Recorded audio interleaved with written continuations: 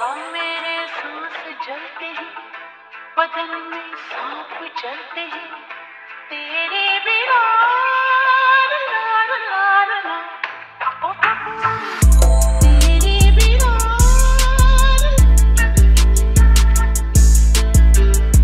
तेरे बिना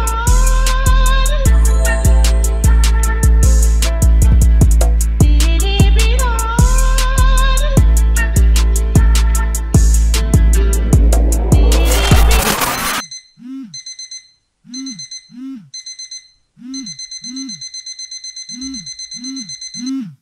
এক্স্যাক্টলি 1 বছর 11 মাস 5 দিন পর ট্রাভেল করছি। ট্রিপে যাওয়ার আগের দিনগুলোর অনুভূতি ওই দুর্গাপুজো আসার আগের অনুভূতির মতোই, যতক্ষণ না আসছে ততক্ষণই ভালো লাগে, কারণ জানি একবার শুরু হয়ে গেলে ঝপ করে শেষ হয়ে যাবে। Alexa, how far is Jharkhand from Kolkata? From Kolkata, Jharkhand is 402.3 kilometers away by car. By car? তাহলে 3 দিন ধরে হাতিকে রেডি করলাম কি করতে?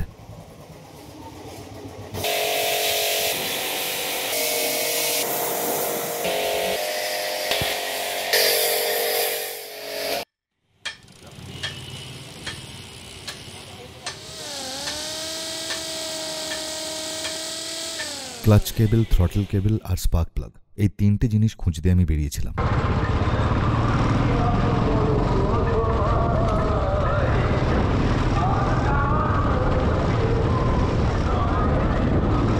সেই দিন কুমার শানুর গান আর টুনি লাইট ছাড়া আমি আর কিছুই পেলাম না। পেলাম ঠিক তার পরের দিন সকালবেলা।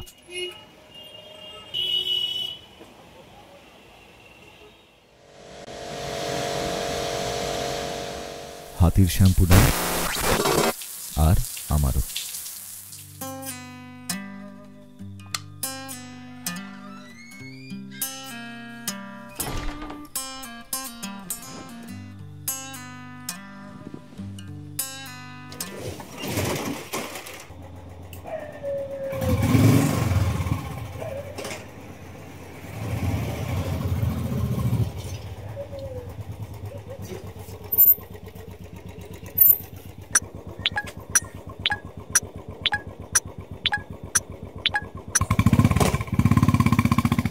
প্রতিবার ট্রিপে বেরোনোর আগে ওই চিন্তাটা একবার হলেও আমার মাথায় আসবেই, একদিনে পৌঁছতে পারবো তো?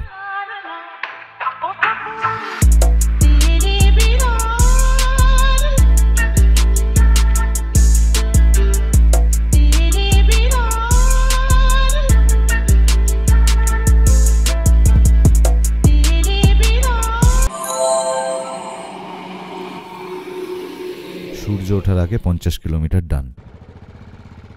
কথায় আছে মর্নিং শোজ দ্য ডে, এবং আজকের মর্নিং এটা শো করে দিল যে আমার এবং আমার হাতির স্পিড একটু হলেও বেড়েছে।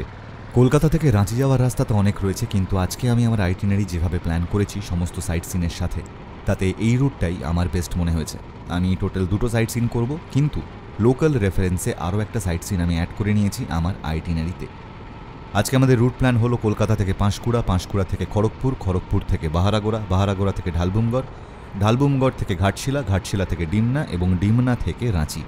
টোটাল রাইড 12 ঘন্টা দেখাচ্ছে, কিন্তু আমি যেহেতু শুটিং করতে করতে যাব আমার একটু সময় লাগবে, এবং total kilometre 432।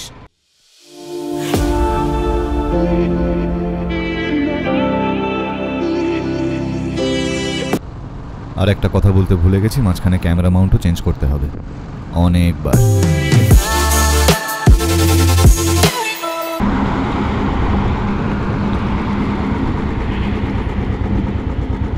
Good morning from Rupnarayan নদী।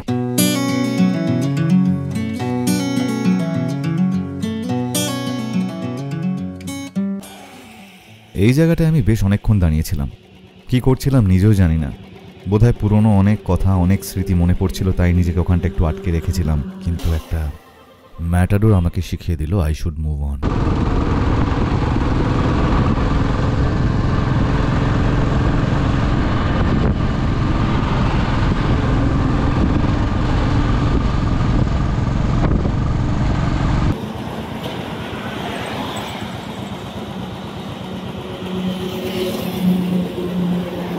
কিছুক্ষণ বাইক রাইড করবার পর সামনে থেকে বাঁদিকে পড়লো একটা ডাইভারশন, যে রাস্তাটা চলে যাচ্ছে খড়গপুরের দিকে।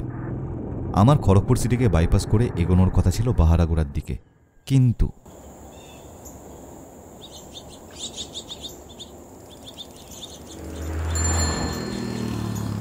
আমি ঢুকে পড়লাম আইআইটিয়ানদের শহরে এবং নিজের ভুল বোঝার পর সাথে সাথে সেটা শুধরেও নিলাম। প্রায় 4.5 ঘন্টা মতো বাইক চালিয়ে আমি তখন ভাবছিলাম, ঘর থেকে পাউরুটিতে যে আলু ঠোসে নিয়ে এসেছি সেইটা এবার খাওয়াই যাক।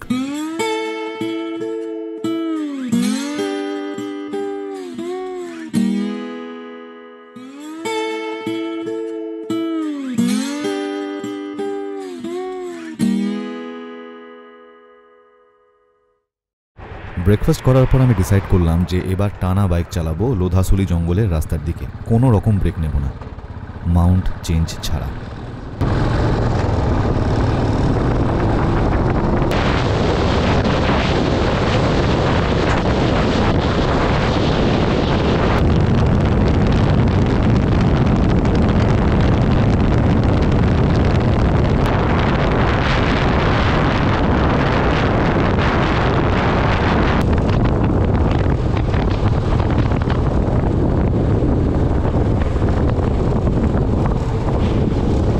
এবং অনেকক্ষণ বাইক চালাবার পর আমরা পৌঁছে গেলাম লোধাসুলি জঙ্গলের সেই অসাধারণ রাস্তায়।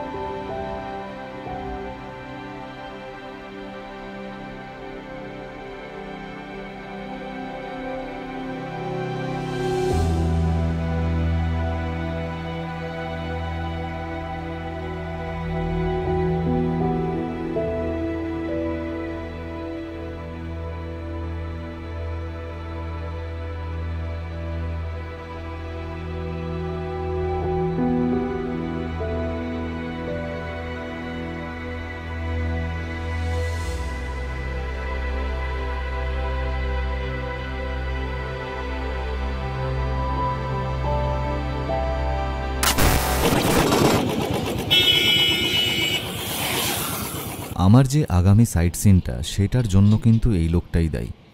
এই লোকটা যদি আমাকে ঢালভূমগড় এরোড্রোমের কথা না বলতেন, আমি কিন্তু ঢালভূমগড় বাইপাস করেই বেরিয়ে যেতাম।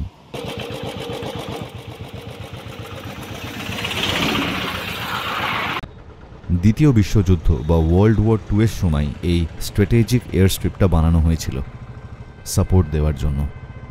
ভাবা যায় না ওয়ার্ল্ড ওয়ার 2তে যে এয়ার স্ট্রিপটা অ্যাজ আ সাপোর্টিং এয়ারবেস হিসেবে কাজ করেছে, আজকে সেটা হিস্ট্রির পার্ট হয়ে গেছে, আর আমি আমার হাতিকে নিয়ে সেখানে ঘুরতে যাচ্ছি। একটা অ্যাব্যান্ডেন্ড এয়ার স্ট্রিপকে কীরকম দেখতে হয় সেই ধারণা তখনও আমার ছিল না, কিন্তু লোকেশনে পৌঁছানো মাত্রই আমার মাথায় প্রথম কথা এটাই এলো, দ্বিতীয় বিশ্বযুদ্ধ চলাকালীন এখানকার সিন কীরকম ছিল।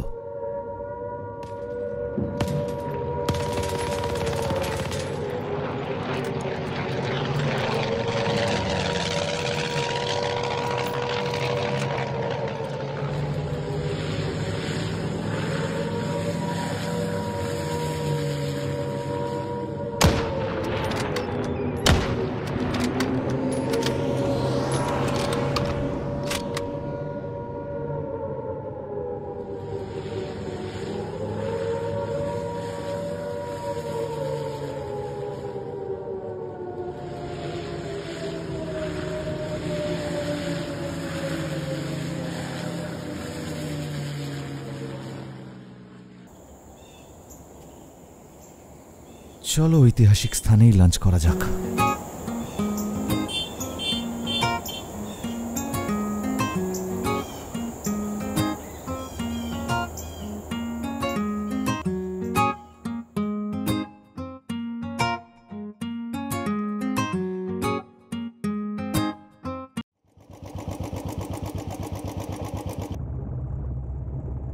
অতীত নিয়ে বেশিক্ষণ ঘাটতেও খুব একটা ভালো লাগে না, তাই সাথে সাথে পাস্ট থেকে সুইচ করলাম প্রেজেন্ট।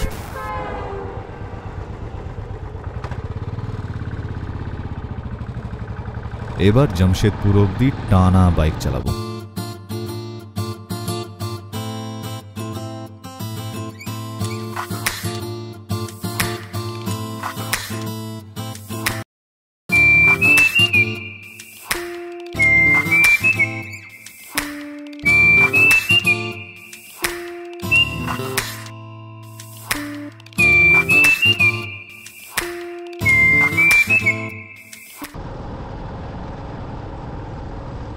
রোড ট্রিপে একটা পয়েন্টের পর শুধু রাস্তা, তুমি আর তোমার বাইকের সাউন্ড, আর সেই সময় every single thing make sense.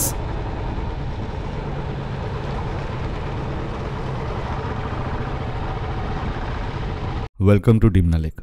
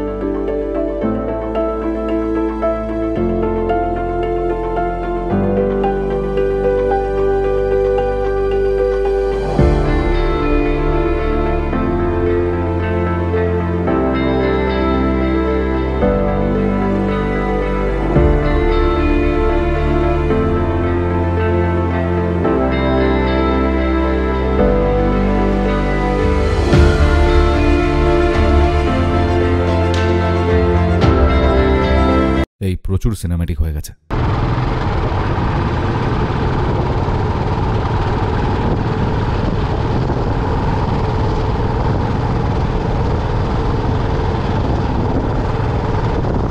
Dimna lake থেকে বেরিয়ে যখন রাইড স্টার্ট করলাম, বুঝতে পারলাম যে বাঁদিক থেকে একটা আন্ডারপাস শুরু হয়েছে, কিন্তু কিসের আন্ডারপাস সেটা তখন অবধি বুঝতে পারিনি। বুঝতে পারলাম তখন যখন এই আন্ডারপাসটা শেষ হলো।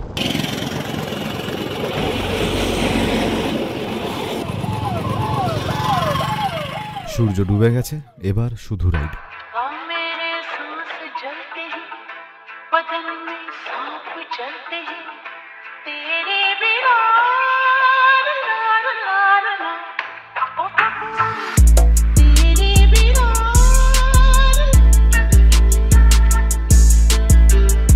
तेरे बिना।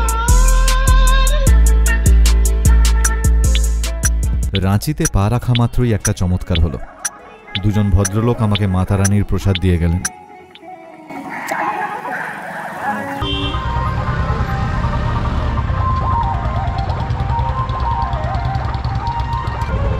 এবার যেহেতু একটা থাকার ব্যবস্থা করতে হবে, তাই পা বাড়ালাম স্টেশন রোডের দিকে।